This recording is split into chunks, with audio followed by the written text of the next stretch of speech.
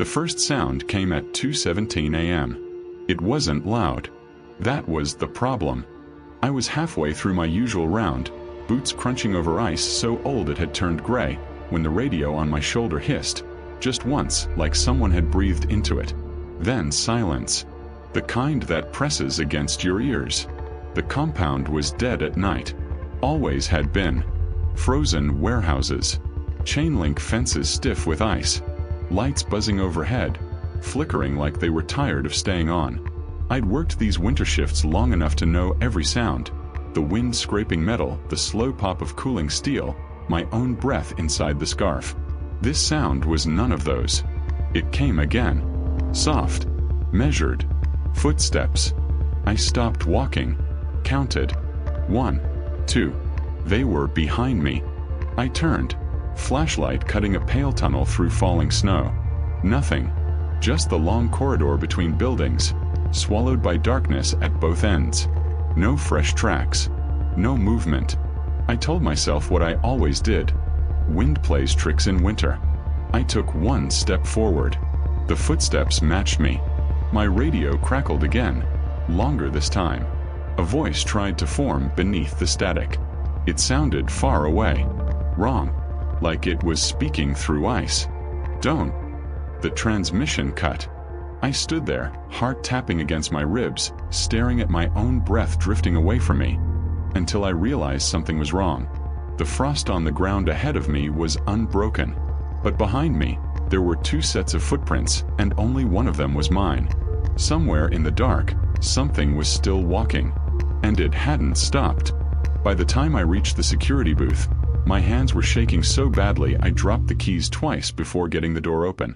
The heater inside barely worked. It hummed like an exhausted animal, pushing out air that smelled faintly of rust and dust. I locked the door, slid the bolt, and leaned my forehead against the glass window facing the yard. The snow kept falling, slow, steady, endless, softening everything it touched, burying the world in quiet. I told myself to breathe. Night watch was never meant to feel like this. I'd taken the job because it was simple. Walk the perimeter.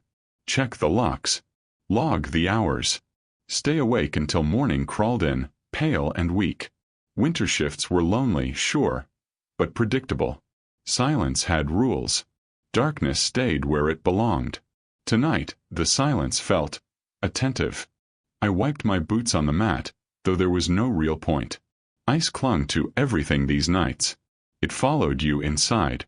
I hung my coat, sat down, and forced myself to write in the logbook. 2:20 a.m. Routine patrol completed. No incidents. The pen paused in my hand. The words looked like a lie even as I wrote them. I glanced at the radio resting on the desk.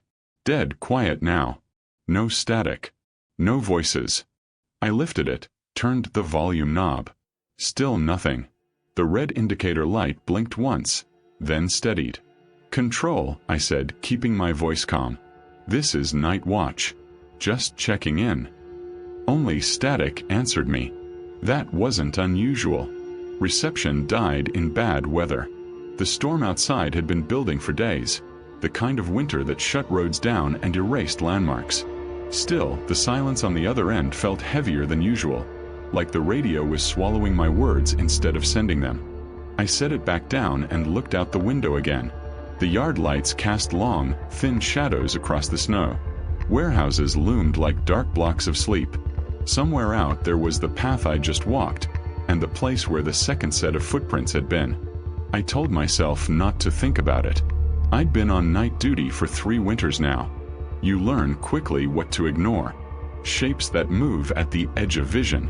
Sounds that don't repeat themselves. Your mind fills gaps when the world goes quiet for too long. It invents company.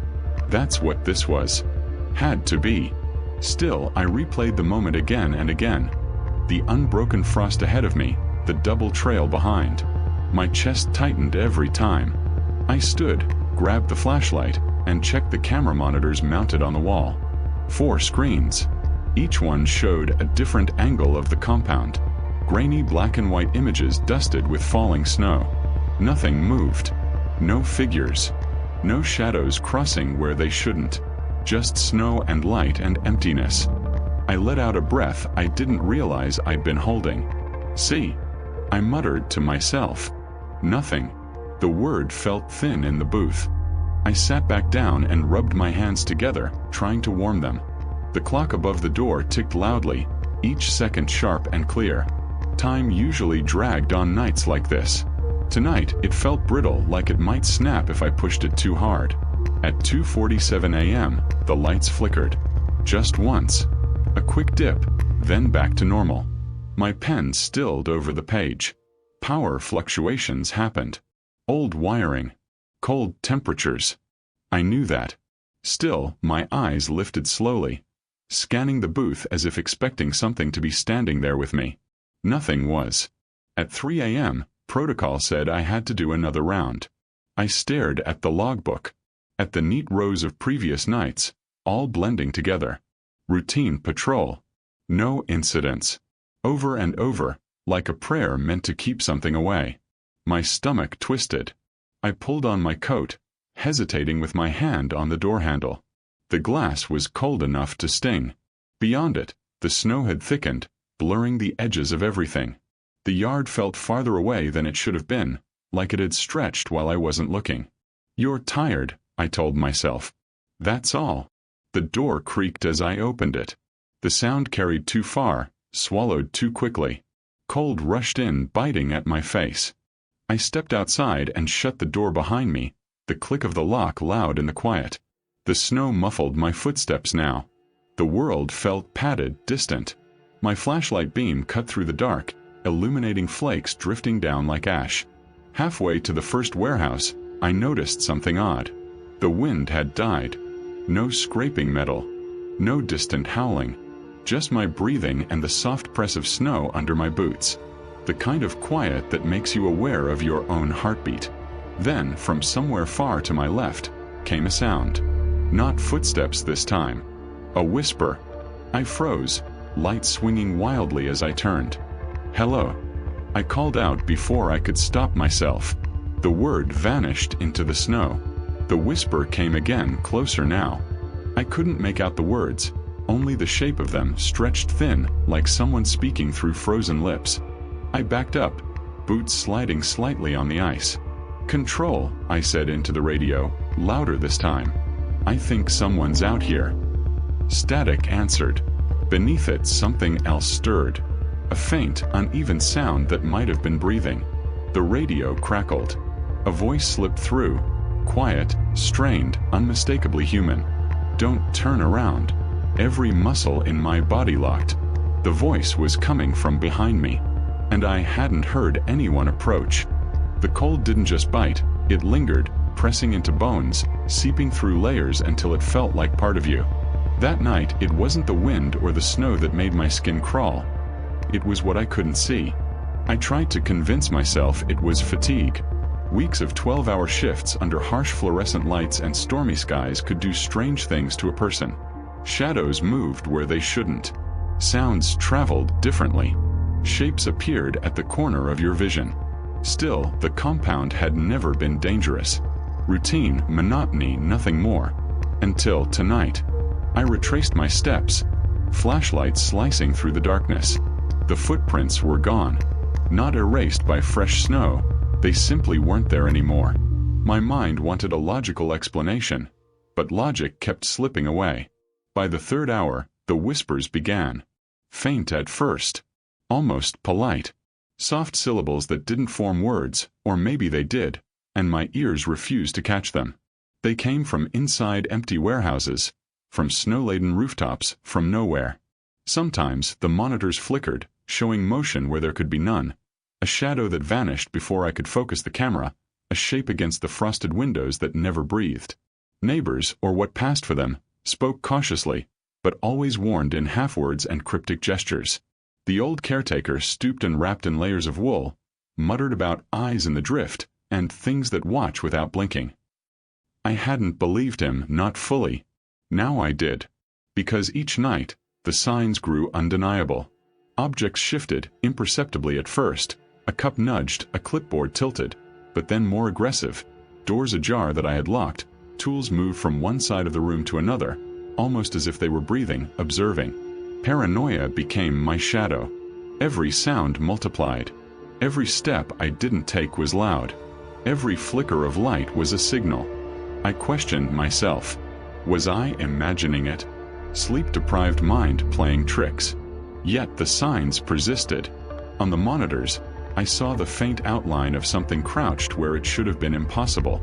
On the snow outside, marks appeared in geometric patterns that made no sense. Tracks of feet, yes, but impossibly angular, as if someone, or something, walked on broken logic rather than ground. I began keeping a log beyond the normal patrol notes. Small sketches of shadows, notations of whispers, the hours when the lights flickered most violently. Every entry felt like a confession to someone I didn't see. Then came the night I heard my own name. Soft, deliberate, behind the warehouse I just checked. Not through the radio, not in the wind. Direct, clear. Marcus. I froze, flashlight trembling in my hand. My own voice, answering, caught in my throat. The snow around me shifted, not by wind, not by footsteps. It moved as though breathing. I couldn't tell which direction the sound had come from, and I didn't dare turn. A memory surfaced, sudden and unwelcome. A story the caretaker once told about a night watchman from decades past, swallowed by winter silence, whose voice had joined the wind. His eyes had been wide with recognition before they disappeared. I told myself it was a story, a warning. But as I scanned the empty yard, something in the shadows shifted again. My flashlight caught it briefly. A figure crouched low, watching, waiting, impossibly still. Then gone. The monitors flickered violently. Static blazed across the screens. And I heard it again, closer this time. My own name whispered through the snow, through the ice, through the walls. I started to run. Not because I knew what was there, but because I knew it was watching. And that night I understood something.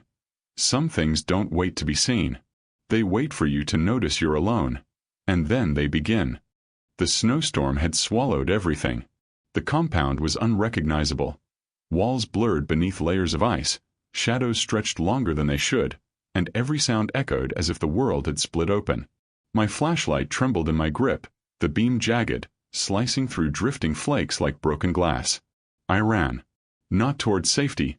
I didn't know where safety existed anymore, but away from the feeling that something was inside me, behind me, and watching me all at once. The footsteps returned. Not matching mine, not distant. Inside me, matching my heartbeat, matching my breath. They weren't footsteps at all. They were the rhythm of my own terror. "Who's there?" I shouted. My voice cracked, swallowed by the wind, absorbed by the endless whiteness. No answer. Only the whispering. It started as voices, faint, fractured, overlapping. "Leave, it's too late. Don't move." My eyes. I spun, light swinging wildly. A shadow shifted just beyond reach, a figure taller than any human, stretched and thin, face impossible to focus on. Every instinct told me to flee. Every step I tried to take was met with the icy grip of unseen hands pushing me back, forcing me to look. The world bent. Time fractured. Snowflakes froze midair. The warehouses twisted, angles wrong, doors appearing where they had never been. My radio screeched, 1,000 tiny voices screaming inside it. I tripped, fell, and the whisper came again, louder, unmistakable. "Marcus." I clawed at the ice-covered ground. My own breath formed clouds, swirling into shapes that weren't mine. Shapes with eyes. Shapes that grinned. My flashlight caught them for just a second. Impossible outlines, crouched and shifting, crawling on walls, on snow in my chest. I scrambled to my feet, heart hammering. My own reflection in the glass of a broken monitor stared back at me. But it wasn't me. The eyes were wrong. Black holes, deep and unblinking, staring through my skull. I shouted again. No sound came out. My tongue froze. My limbs refused to obey.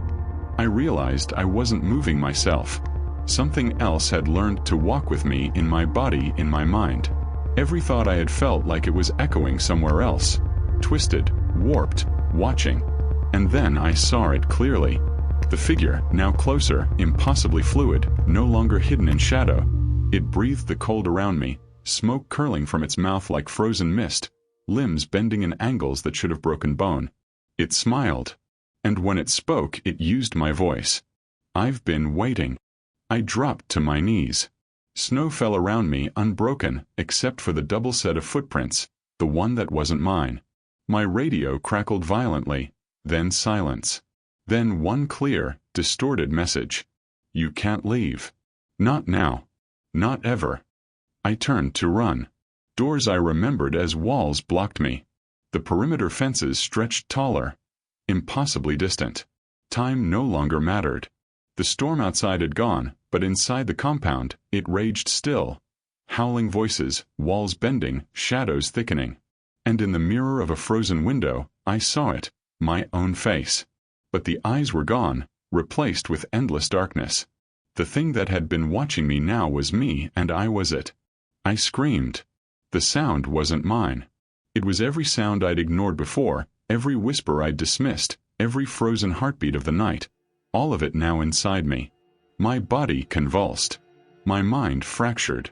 Then silence. Perfect, suffocating silence. I tried to move. Tried to call for help. Tried to find myself. Nothing. The snow outside was quiet, too quiet. The monitors were blank. The warehouses were still, solid, normal. The storm gone. But I could still feel it. Inside me. Watching. Waiting. Always.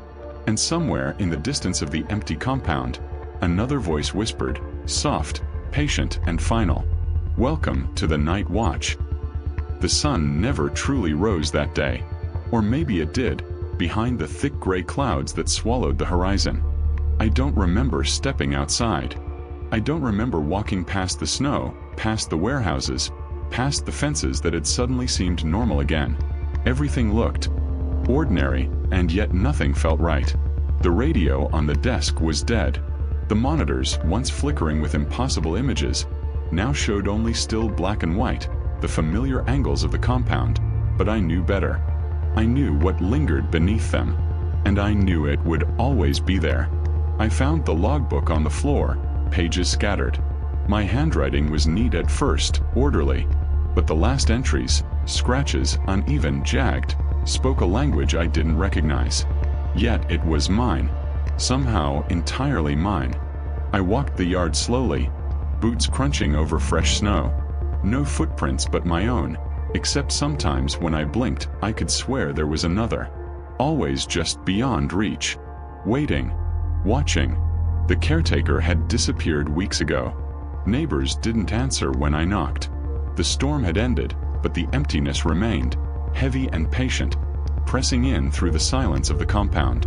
I tried to speak, tried to call for help.